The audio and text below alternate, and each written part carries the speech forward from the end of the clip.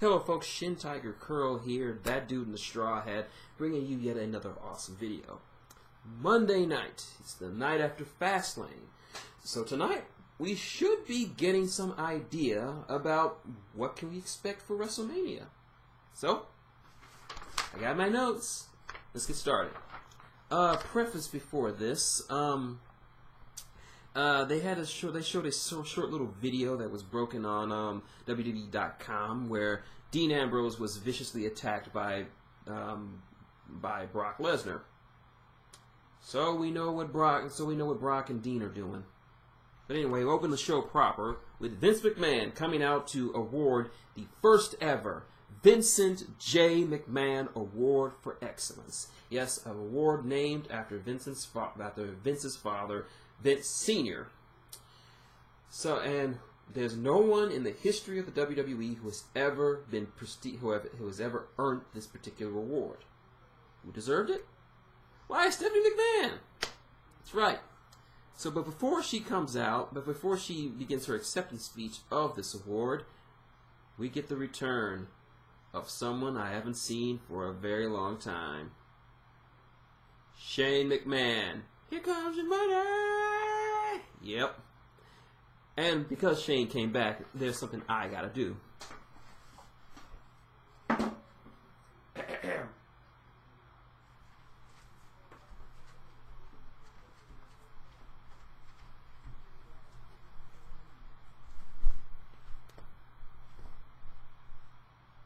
That's right.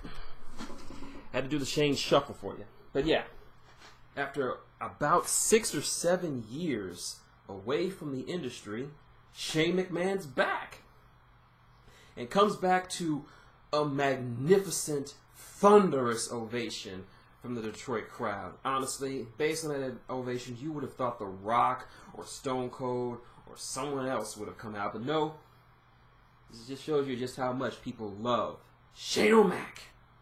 So he comes out and says the awards ceremony was bullshit, in that the only reason that Stephanie succeeds is because he allowed it. And he hinted that he still might have had some control of the business, even though he's been away for so long. I know what storyline-wise, but what have you. So anyway, Steph leaves, and his father and son, Vince and Shane, discuss things. Shane doesn't want money. Oh, no. What he wants is complete and total control of Raw, because he doesn't like the way the company is being run right now. So Vince says, okay, you can do it under one condition. You have a match. One match, and one match only. I name the place of an opponent of my choosing. And if Shane wins, Raw is his.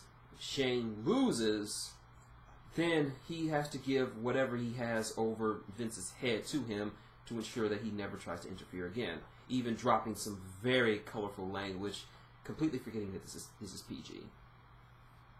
So anyway, Shane agrees. So the time will be about somewhere around April, May. The place, Dallas, Texas. The event, WrestleMania. The opponent, The Undertaker. And if that doesn't entice you enough, it's going to be Hell in a Cell. So, Shane McMahon, the craziest son-bitch to step in the ring, versus the Phenom, The Undertaker, in Hell in a Cell. I'm sold. I'm watching Mania this year. I'm sold. But yeah, that's what happened. Anyway, next up, we have a nice six-man tag.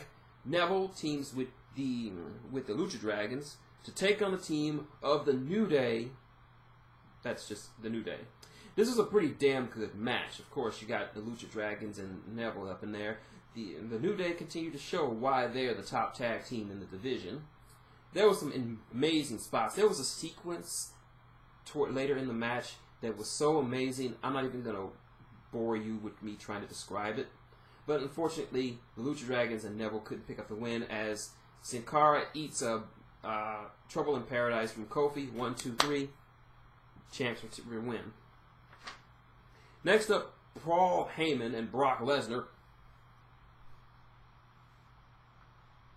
come out, and they talk about how the main event will not be Roman Reigns versus Triple H for the world title at WrestleMania. No, it will be in whatever match that Brock Lesnar happens to be. And so they make an open challenge. Anyone in the back who thinks they can take on the beast incarnate Brock Lesnar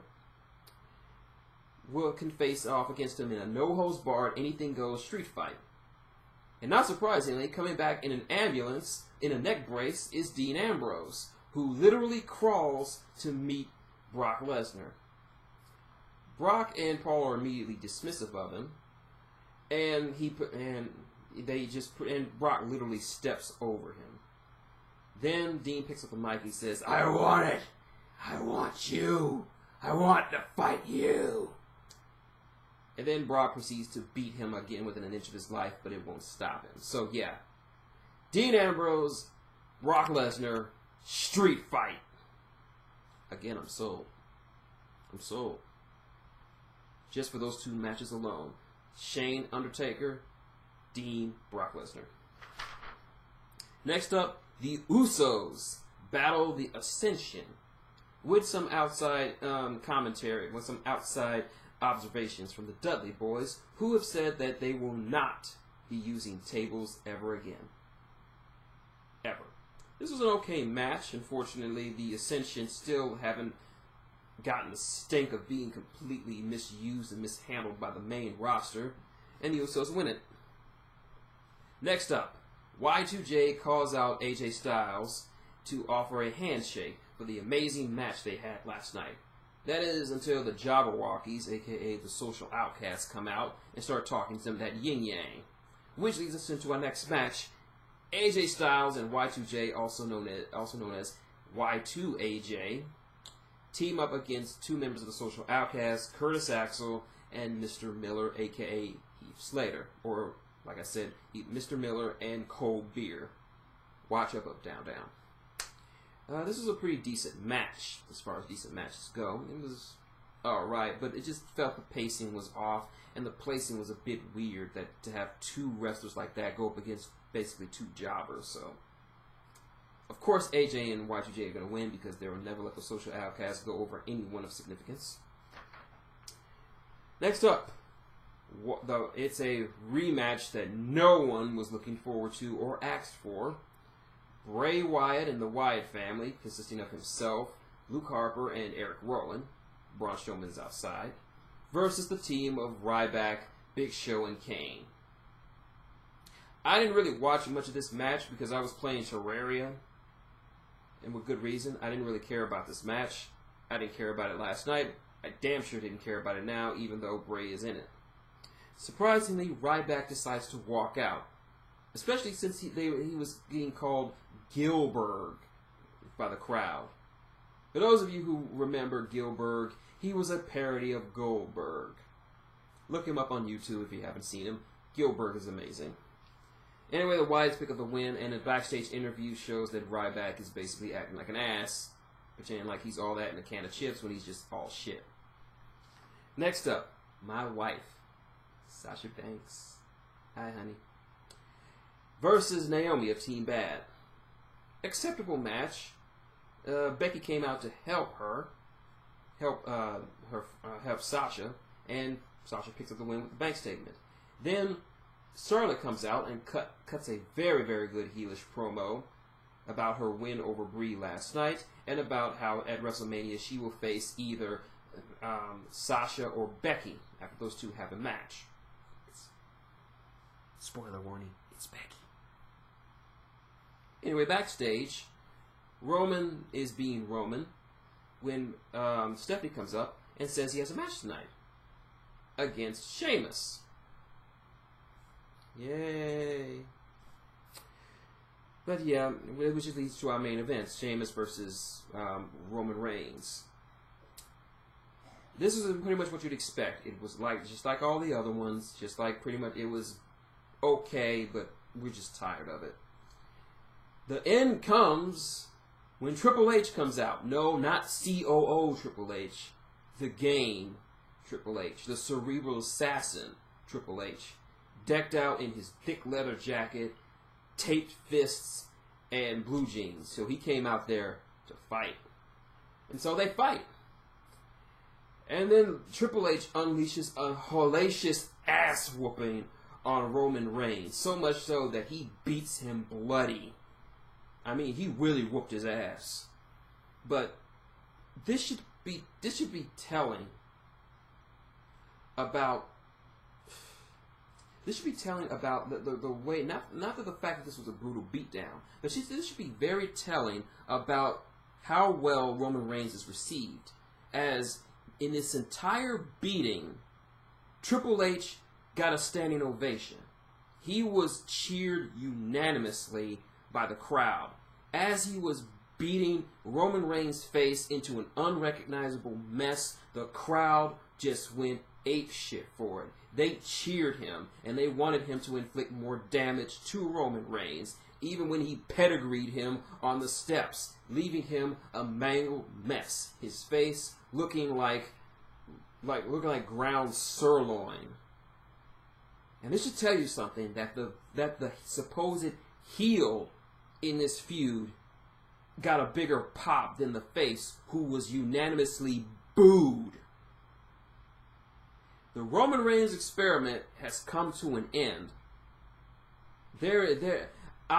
Cannot for the life of me figure out a way for the writing staff and creative to get the crowd back on Roman's side, so that when WrestleMania comes around, he is not unanimously booed by that crowd. And WrestleMania crowds are very smart crowds. They're very smarkish. So if they don't like something, or they don't like someone, they will boo. They will boo and hiss and spit and cuss. We got a long way to go before WrestleMania. So now we are looking at pretty much a repeat like Adam from WhatCulture.com said, we're looking at a repeat of last year's Royal Rumble, just a month removed.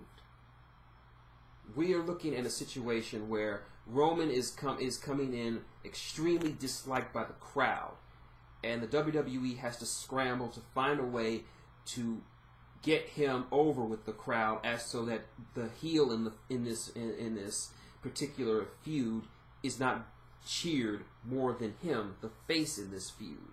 And this is the same situation that we're dealing with last year. True, Roman has gotten better, but because of the booking and how he's being booked and how he's just being shoved down our throats like a bad lozenge, it's backfired. They didn't learn from their mistakes, and now Roman is paying for it. So yeah, if he can't I'm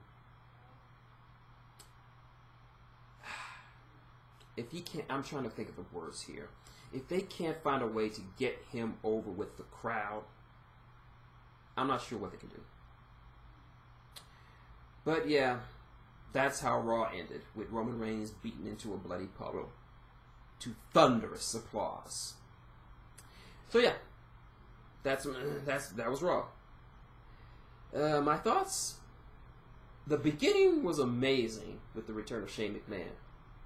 The middle, smaggy, just smaggy. But the ending was all kinds of awesome. So yeah, watch the beginning, watch the end. You're not missing much in the middle. That's just that. So anyway, that's my video. Like what you see? Link, comment, subscribe below. Got any questions, comments? I just want to talk about the fact how fucked up the Roman Reigns situation is. Leave below, I'll get back to you. Better yet, which did you like better? Which did you like better? Shane McMahon's epic return or Triple H's epic beatdown of Roman Reigns? Leave it below, I'll get back to you. You already know what to do to support the channel. Tip jar's up there. You already know my Patreon. all of it that you send to me goes to this channel, as well as follow me on Twitter #CaptainLuffy. So yeah, that's my video. So until next time, it's been Shintigercurl, that dude with the straw hat, saying good night, and it's time to dance.